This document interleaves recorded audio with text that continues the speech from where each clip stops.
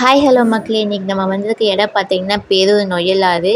அவ்வளோ க்ளீனாக, நீட்டாக தண்ணி நெறஞ்சு போகுது. பார்க்கறதுக்கே அவ்வளோ அருமையாக இருக்குது.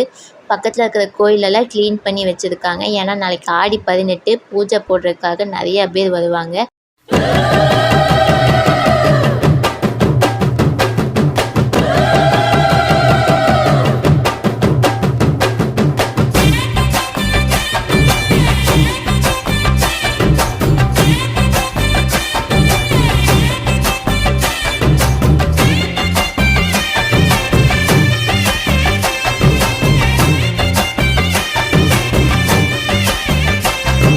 நிறைய பேர் அவங்க குழந்தைங்கள கூட்டிகிட்டு வந்திருந்தாங்க.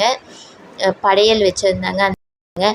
அப்புறம் அந்த தண்ணியில் வந்து தீபம் விட்டாங்க. அது பார்க்கறதுக்கு அவ்வளோ அழகாக இருந்துச்சு, தண்ணி நனைஞ்சு போனனால.